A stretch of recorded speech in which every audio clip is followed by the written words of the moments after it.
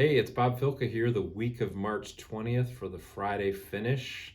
Spartans had a tough loss last night, but hey, it was a great game. We had a busy week this week. It was the final week before members of the state legislature go on their spring break for a couple weeks. Don Crandall, our EVP of Government Relations, is going to give you a quick update on some items that the legislature dealt with this week. But before I flip over to her, we also had a meeting with Consumers Energy and the Michigan Public Service Commission. Your local association will be participating, and you as a member can sign up to participate in a utility roundtable discussion that we're having and staging all around the state via Zoom. So our next one is April 26th at noon. So we do the fourth Wednesday of the month at noon each month. And in April will be, the locals will include Lansing, Grand Rapids, Holland, Muskegon area, Kalamazoo, Benton Harbor. So if you're kind of on the west side of the state down towards the southwest portion of the state, I hope you'll, if you're having utility connection issues, if you can't get power to your building sites and are frustrated, I hope you will mark April 26th on your calendar at noon to join us via Zoom. So just grab your lunch and get by a computer or your mobile phone and participate in those calls, because it's the best way we can help you is to make people aware of the problems you're having. With that, I'm going to turn things over to Dawn. Dawn?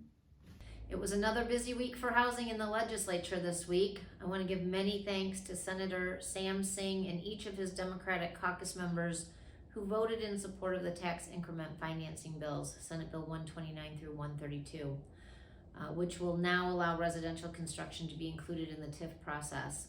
Also, many thanks to the 5 Republicans who supported that legislation. So many thanks to Senators Bellino, DeMoose, Huizenga, Victory, and Weber, who were supportive, and all of those bills came out of the Senate with a vote of 25 to 13. These bills now go to the House, and they've been referred to the Committee on Economic Development and Small Business.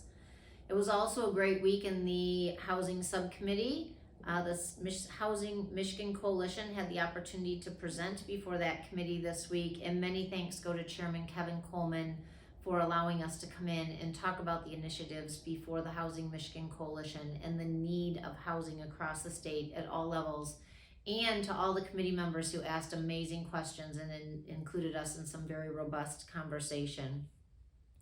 For those of you who may have submitted grant requests to the Missing Middle funding, the application process opened on Monday. There were $80 million worth of funds available, and as of Tuesday, $220 million had been requested, showing that yes, there is need for missing middle housing in the state. With that, the legislature is now on break. They return on Tuesday, April 11th, but we will still be meeting with legislators during those 2 weeks to talk about the importance of housing and continue to make the asks of legislative processes that we need.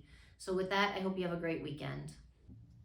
And that's a wrap for the Friday finish. Have a great weekend, everyone.